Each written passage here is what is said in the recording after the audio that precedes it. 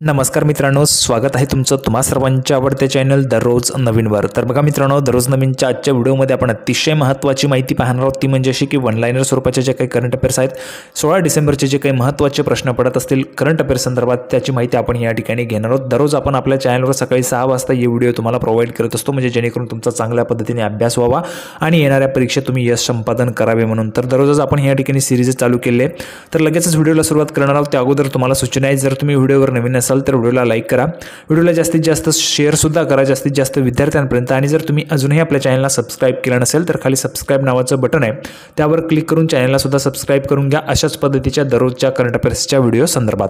तर बघा, लगेचच आपण व्हिडिओला सुरुवात करूया। पहिली स्लाइड तुमच्या समोर ओपन झाली आहे। कालच मी तुम्हाला प्रश्न विचारला होता। प्रश्न अशा पद्धतीचा होता, नुकताच हवामान बदल निर्देशांक जाहीर करण्यात आला आहे, त्यात शेवटच्या स्थानावर कोणता देश आहे? तर बघा, जो विद्यार्थी या प्रश्नाचं उत्तर देऊ शकेल तो विद्यार्थी त्या ठिकाणी डीपली अभ्यास करत असतो। बघा, जर आपण या ठिकाणी पाहिलं तर नुकताच जो हवामान बदल निर्देशांक आहे तो जाहीर करण्यात आला आहे, त्यामध्ये आपण पाहिलं आहे भारताचा 7वा क्रमांक आहे। मी तुम्हाला मागेच त्याची अपडेट त्या ठिकाणी दिलेली आहे। परंतु जर आपण या ठिकाणी पाहिलं तर शेवटच्या स्थानावर कोणता देश आहे, हा जर तुम्हाला प्रश्न विचारला गेला तर हा सुद्धा प्रश्न अत्यंत महत्त्वाचा आणि तुम्हाला विचारला जाऊ शकतो। तर बघा, याचे 4 ऑप्शन्स होते। पहिला ऑप्शन होतं फिलिपिन्स, दुसरा ऑप्शन होतं एस्टोनिया, तिसरा ऑप्शन होतं भारत आणि चौथा ऑप्शन होतं सौदी अरेबिया। तर बघा, यामध्ये जर आपण पाहिलं तर हवामान बदल निर्देशांक जाहीर करण्यात आला आहे, तर त्यामध्ये सगळ्यात शेवटच्या स्थानावर, सर्वात शेवटच्या स्थानावर कोणता देश आहे? तर सौदी अरेबिया। ऑप्शन नंबर 4 या प्रश्नाचं बरोबर उत्तर होतं। ज्या विद्यार्थ्यांनी दिलेलं आहे त्या विद्यार्थ्यांचं त्या ठिकाणी बहुत बहुत कॉंग्रॅच्युलेशन। त्यानंतर बघा, पुढचा प्रश्न तुमच्यासाठी असणार आहे। हा प्रश्न सुद्धा अत्यंत महत्त्वाचा आहे। या प्रश्नाचं उत्तर तुम्हाला कमेंट बॉक्समध्ये द्यायचं आहे। तर बघा, प्रश्न अशा पद्धतीचा आहे, अलीकडेच भारत आणि व्हिएतनामच्या सैन्यांमध्ये विनबॅक्स संयुक्त लष्करी सराव सुरू आहे, तो कधी सुरू झाला? तर बघा, विनबॅक्स हा जो काही संयुक्त लष्करी सराव आहे, भारत आणि व्हिएतनाम या देशाच्या दरम्यान तो होत असतो। तर हा जो काही संयुक्त लष्करी सराव आहे त्याची पहिली आवृत्ती आणि तो कधी सुरू झाला होता हे तुम्हाला कमेंट बॉक्समध्ये सांगायचं आहे। तर बघा, 4 ऑप्शन्स आहेत। पहिला ऑप्शन आहे 2014 साली, दुसरा ऑप्शन आहे 2016 साली, तिसरा ऑप्शन आहे 2018 साली आणि चौथा ऑप्शन आहे 2023 साली। तर या प्रश्नाचं जे काही बरोबर उत्तर असेल ते तुम्हाला कमेंट बॉक्समध्ये त्या ठिकाणी लिहून पाठवायचे आहे। त्याचबरोबर ज्या विद्यार्थ्यांना येत नसेल त्यांनी सुद्धा ट्राय करायचं आहे आणि उद्याचा जो काही व्हिडिओ आहे तो सुद्धा बघा, म्हणजे जेणेकरून तुम्हाला या प्रश्नाचं सुद्धा उत्तर त्या ठिकाणी कळेल आणि हा जो काही प्रश्न तुम्हाला विचारला गेला तर तुमचा 1 मार्क्स त्या ठिकाणी फुकटचा तुम्हाला मिळणार आहे। तर आपण लगेचच व्हिडिओला सुरुवात करूया। पहिला प्रश्न तुमच्या समोर ओपन झाला आहे। यामध्ये आपण एकूण 10 प्रश्न पाहणार आहोत। तर बघा, हे जे काही 10 प्रश्न आहेत ते करंट अफेअर्सच्या संदर्भातचे आहेत आणि कोणत्याही परीक्षेची जर तुम्ही तयारी करत असाल तर त्या परीक्षेसाठी हे उपयुक्त असणार आहे। तर 10 प्रश्न आपण या ठिकाणी पाहणार आहोत। पहिला प्रश्न ओपन झाला आहे, वही आणि पेन घ्या आणि त्यामध्ये हा पहिला प्रश्न लिहून घ्या। प्रश्न अशा पद्धतीचा आहे, BCCIने कोणत्या क्रिकेटपटूसाठी अर्जुन पुरस्काराची शिफारस केलेली आहे? तर बघा, जर आपण या ठिकाणी पाहिले तर 4 ऑप्शन्स आपल्याला पाहायला मिळते। पहिला ऑप्शन आहे शुभमन गिल, दुसरा ऑप्शन आहे सूर्यकुमार यादव, तिसरा ऑप्शन आहे श्रेयस अय्यर आणि चौथा ऑप्शन आहे मोहम्मद शमी। तर बघा, या 4ही ऑप्शन्सपैकी या प्रश्नाचं बरोबर उत्तर आहे BCCIने अर्जुन पुरस्कारासाठी मोहम्मद शमी या नावाची त्या ठिकाणी शिफारस केलेली आहे। या संदर्भात काही महत्त्वाचे पॉईंट्स आहेत ते सुद्धा लिहून घ्या। बघा, BCCIने भारतीय वेगवान गोलंदाज मोहम्मद शमीचे अर्जुन पुरस्कारासाठी नामांकन केले आहे, म्हणजेच नॉमिनेशन केलेले आहे। BCCIने क्रीडा मंत्रालयाकडे शमीच्या नावाची शिफारस केली आहे। शमीने एकदिवसीय विश्वचषक 2023 मध्ये चमकदार कामगिरी केली आणि सर्वाधिक विकेट घेणारा गोलंदाज ठरला। तर बघा, नुकताच जो काही ODI वर्ल्ड कप त्या ठिकाणी झाला, म्हणजेच वन डे वर्ल्ड कप झाला, तर त्यामध्ये मोहम्मद शमी यांनी चांगली कामगिरी त्या ठिकाणी केली होती, त्यामुळे त्यांचं नाव जे आहे ते त्या ठिकाणी शिफारस करण्यात आले आहे अर्जुन पुरस्कारासाठी। त्यानंतर बघा, मेजर ध्यानचंद खेलरत्न पुरस्कारानंतर अर्जुन पुरस्कार हा क्रीडा क्षेत्रातील भारताचा दुसरा सर्वोच्च पुरस्कार आहे, हे सुद्धा लक्षात असू द्यायचे, तुम्हाला विचारलं जाऊ शकतं। पुढचा प्रश्न ओपन झालेला आहे, हा सुद्धा प्रश्न तितकाच महत्त्वाचा आहे, लिहून घ्यायचा आहे। बघा, नुकतेच कोणत्या देशात थिरुवल्लूर यांना समर्पित पुतळ्याचे अनावरण करण्यात आले? तर बघा, नुकतेच कोणत्या देशात थिरुवल्लूर यांना समर्पित पुतळ्याचे अनावरण करण्यात आले? तर या प्रश्नाचे 4 ऑप्शन्स आपल्याला पाहायला मिळत आहे। पहिला ऑप्शन आहे जर्मनी, दुसरा ऑप्शन आहे फ्रान्स, तिसरा ऑप्शन आहे USA आणि चौथा ऑप्शन आपल्याला ब्राझील पाहायला मिळत आहे। तर यामध्ये बघा, या प्रश्नाचं बरोबर उत्तर असणार आहे ऑप्शन क्रमांक 2 फ्रान्स या प्रश्नाचं बरोबर उत्तर आहे। आता बघा, या संदर्भात काही महत्त्वाचे पॉईंट्स आहेत ते सुद्धा लिहून घ्या। थिरुवल्लूर यांना समर्पित पुतळा तमिळ लोकांमध्ये आदरणीय सांस्कृतिक चिन्ह शेरगी या फ्रेंच शहरात अनावरण करण्यात आले। हा उपक्रम महत्त्वाची सांस्कृतिक कामगिरी मानली जात आहे। थिरुवल्लूर हे प्रसिद्ध भारतीय कवी आणि तत्त्वज्ञ होते, त्यांना सामान्यतः वल्लूवर म्हणून ओळखले जात होते। ठीक आहे, तुम्हाला विचारलं जाऊ शकतं थिरुवल्लूर काय आहे? तर बघा, थिरुवल्लूर हे प्रसिद्ध भारतीय कवी आणि तत्त्वज्ञ होते, आणि त्यांना सामान्यतः वल्लुवर म्हणून देखील ओळखले जात होते. पुढचा प्रश्न तुमच्यासमोर ओपन झालेला आहे. तिसऱ्या नंबरचा प्रश्न लिहून घ्यायचा आहे बघा. 2023 गुगलच्या टॉप 10 ट्रेंडिंग ॲथलीट्सच्या यादीत एकमेव भारतीय क्रिकेटर कोण आहे? तर बघा याचे 4 ऑप्शन्स पाहायला मिळत आहेत. पहिला ऑप्शन आहे विराट कोहली, दुसरा ऑप्शन आहे रोहित शर्मा, तिसरा ऑप्शन आहे शुभमन गिल, चौथा ऑप्शन आहे मोहम्मद शमी. तर या प्रश्नाचं बरोबर उत्तर असणार आहे 2023च्या गुगलच्या टॉप 10 ट्रेंडिंग ॲथलीट्सच्या यादीमध्ये एकमेव भारतीय क्रिकेटर कोण आहे? तर ते शुभमन गिल आहे. या संदर्भात काही महत्त्वाचे पॉईंट्स लिहून घ्यायचे आहेत बघा. पहिला पॉईंट, गुगलच्या 2023च्या टॉप ट्रेंडिंग ॲथलीट्सची यादी जाहीर करण्यात आली आहे. दुसरा पॉईंट, क्रिकेटपटूंबद्दल बोलायचे झाले तर भारतीय वंशाचा न्यूझीलंडचा क्रिकेटपटू सचिन रवींद्र पहिल्या क्रमांकावर आहे. त्यानंतर बघा तर दुसरा, भारताचा युवा सलामीवीर फलंदाज शुभमन गिल हा अव्वल 10मध्ये स्थान मिळवणारा एकमेव भारतीय क्रिकेटपटू आहे. त्यानंतर बघा पुढचा पॉईंट, क्रिकेटचा राजकुमार म्हणून प्रसिद्ध असलेल्या गिलने 2023 पहिली एकदिवसीय विश्वचषक स्पर्धासुद्धा खेळलेली आहे. हे सुद्धा तुम्हाला लक्षात असू द्यायचे. त्यासोबतच क्रिकेटचा राजकुमार म्हणून कोणाला ओळखलं जातं हे सुद्धा तुम्हाला प्रश्न विचारला जाऊ शकतो, तर ते शुभमन गिल म्हणून आहे. ठीक आहे. आता चौथा प्रश्न तुमच्यासमोर ओपन झाला आहे. हा सुद्धा अत्यंत महत्त्वाचा आहे, तुम्हाला विचारला जाऊ शकतो. लिहून घ्यायचा आहे प्रश्न बघा काय आहे. संसदेच्या हिवाळी अधिवेशनाच्या उर्वरित कालावधीसाठी कोणत्या TMC खासदाराला राज्यसभेतून निलंबित करण्यात आलेले आहे?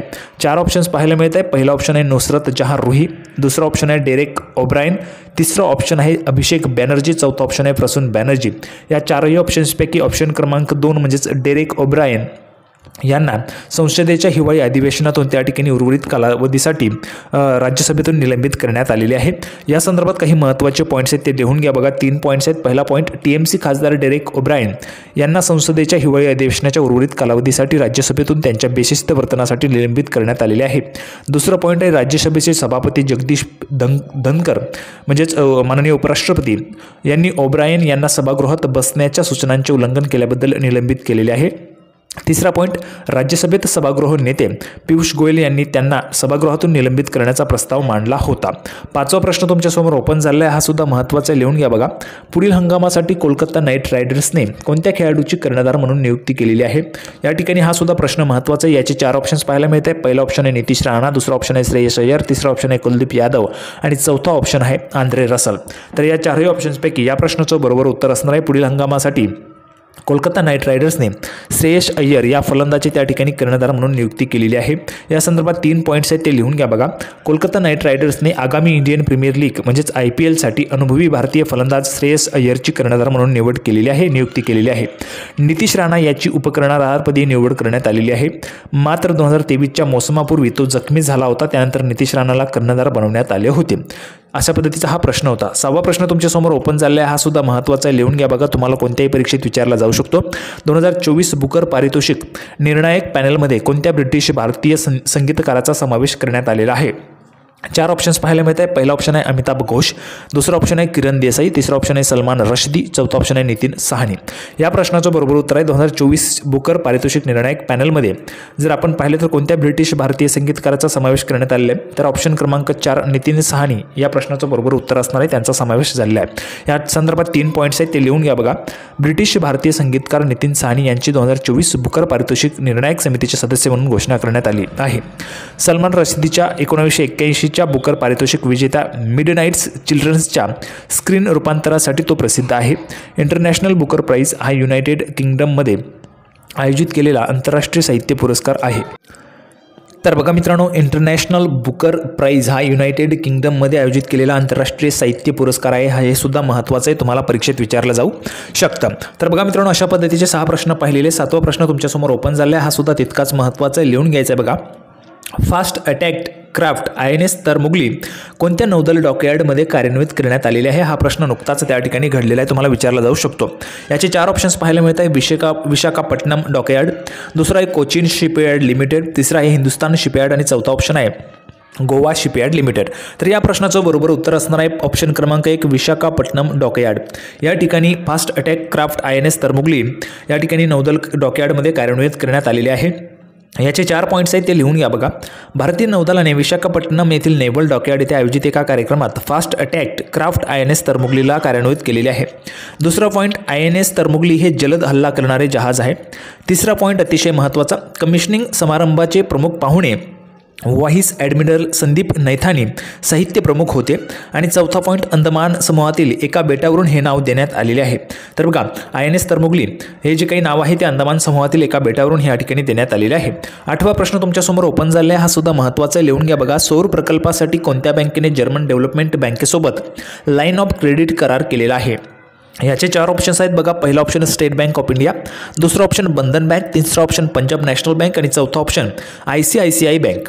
या 4ही ऑप्शन्सपैकी सौर प्रकल्पासाठी कोणत्या बँकेने जर्मन डेव्हलपमेंट बँकेसोबत लाईन ऑफ क्रेडिट करार केलेला आहे? तर ऑप्शन क्रमांक 1 स्टेट बँक ऑफ इंडिया या बँकेने जर्मन जी डेव्हलपमेंट बँक आहे त्यासोबत लाईन ऑफ क्रेडिट करार केलेला आहे. या संदर्भात 2 पॉईंट्स आहेत ते लिहून घ्या बघा. स्टेट बँक ऑफ इंडिया म्हणजेच SBIने देशातील सौर प्रकल्पांना प्रोत्साहन देण्यासाठी जर्मन डेव्हलपमेंट बँक KfW सोबत युरो 70 दशलक्ष सुमारे 630 कोटी रुपयांच्या लाईन ऑफ क्रेडिट LOCवर स्वाक्षरी केलेली आहे. LOCचे उद्दिष्ट भारतातील सौर फोटोवोल्टिक PV प्रकल्पांना प्रोत्साहन देणे हा त्या ठिकाणी उद्देश आहे. 9वा प्रश्न तुमच्यासमोर ओपन झाला आहे, अतिशय महत्त्वाचा आहे बघा, लिहून घ्या. मिस इंडिया USA 2023चा किताब कोणी जिंकला? हा प्रश्न तुम्हाला 100% विचारला जाऊ शकतो. IMP आहे, इम्पॉर्टंट प्रश्न आहे बघा. मिस इंडिया USA 2023चा किताब कोणी जिंकला? तर बघा याचे 4 ऑप्शन्स आहेत. पहिला ऑप्शन आहे आयुषी कपूर, दुसरा ऑप्शन आहे रिजुल मैनी, तिसरा ऑप्शन आहे कृती कामरा आणि चौथा ऑप्शन आहे सलोनी राममोहन. या 4ही ऑप्शनपैकी जर आपण पाहिलं तर बघा मिस इंडिया USA 2023चा किताब रिजुल मैनी यांनी ह्या ठिकाणी जिंकलेला आहे. या संदर्भात काही 4 पॉईंट्स आहेत ते महत्त्वाचे लिहून घ्या बघा. पहिला पॉईंट, मिशिगन US येथील वैद्यकीय विद्यार्थिनी रिजुल मैनीने न्यू जर्सी येथे झालेल्या वार्षिक स्पर्धेत मिस इंडिया USA 2023चा किताब जिंकलेला आहे. दुसरा पॉईंट, मॅसॅच्युसेट्सच्या स्नेहा नांबियारला मिसेस इंडिया USA घोषित करण्यात आले. त्यानंतर बघा तिसरा पॉईंट, पेन्सिल्व्हेनियाच्या सलोनी राममोहनला मिस टीन इंडिया USAचा किताब देण्यात आला. आणि चौथा पॉईंट, यावर्षी स्पर्धेचा 41वा वर्धापन दिन आहे, जी भारताबाहेर सर्वात जास्त काळ चालणारी भारतीय स्पर्धा आहे. 10वा प्रश्न अतिशय महत्त्वाचा क्रिकेटच्या संदर्भात आहे, लिहून घ्या बघा. हा प्रश्न तुम्हाला विचारला जाऊ शकतो, हा सुद्धा इम्पॉर्टंट आहे. प्रश्न लिहून घ्यायचा आहे बघा. प्रश्न अशा पद्धतीचा आहे, BCCIने अलीकडेच कोणत्या माजी क्रिकेटपटूंची जर्सी निवृत्त करण्याचा निर्णय घेतला आहे? तर बघा BCCIने अलीकडेच कोणत्या माजी क्रिकेटपटूची जर्सी निवृत्त करण्याचा निर्णय घेतला आहे? 4 ऑप्शन्स आहेत. पहिला ऑप्शन सौरभ गांगुली, दुसरा ऑप्शन राहुल द्रविड, तिसरा ऑप्शन युवराज सिंग आणि चौथा ऑप्शन कॅप्टन कुल MS धोनी म्हणजे महेंद्रसिंग धोनी. तर या 4ही ऑप्शन्सपैकी जर आपण या ठिकाणी पाहिलं तर BCCIने अलीकडेच MS धोनी म्हणजेच महेंद्रसिंग धोनी यांची जी जर्सी होती 7 नंबरची जर्सी, ती जर्सी निवृत्त करण्याचा त्या ठिकाणी निर्णय घेतलेला आहे. आता या संदर्भात 4 पॉईंट्स आहेत ते लिहून घ्या बघा. भारतीय क्रिकेट नियामक मंडळाने म्हणजेच BCCIने माजी कर्णधार MS धोनीने परिधान केलेली 7 क्रमांकाची जर्सी निवृत्त करण्याचा निर्णय घेतला आहे. धोनीच्या कामगिरीचा गौरव करण्यासाठी BCCIने हा निर्णय घेतला आहे. यापूर्वी तिसरा पॉईंट, यापूर्वी BCCIने महान सचिन तेंडुलकरची 10 क्रमांकाची जर्सी निवृत्त केली होती. आता बघा चौथा पॉईंट, आता या खास क्लबमध्ये धोनीचेही नाव जोडले गेलेले आहे. तर बघा MS धोनी कॅप्टन कुल म्हणून त्यांना ओळखलं जातं, अतिशय महत्त्वाचे ते आहेत आणि 7 नंबरची जर्सी जी आहे ती त्यांची निवृत्त करण्याचा निर्णय या ठिकाणी BCCIने घेतलेला आहे. तर अशा पद्धतीचे 10 प्रश्न आपण या ठिकाणी पाहिलेले आहेत. कोणत्याही परीक्षेची तुम्ही तयारी करत असाल तर हे 10 प्रश्न तुम्हाला अतिशय महत्त्वाचे आहेत आणि दररोजच्या सिरीजसाठी सकाळी 6 वाजताचे व्हिडिओ आपल्या पाहत राहा आणि जास्तीत जास्त विद्यार्थ्यांपर्यंत सुद्धा शेअर करा. हा व्हिडिओ तुम्हाला आवडला असेल, अशापेक्षा व्हिडिओ आवडला असेल तर लाईक करा, जास्तीत जास्त शेअर करा. आपण पुन्हा एकदा भेटणार आहोत पुढच्या व्हिडिओमध्ये अशाच पद्धतीची नवीन करंट अफेअर्सची माहिती घेऊन. तोपर्यंत धन्यवाद.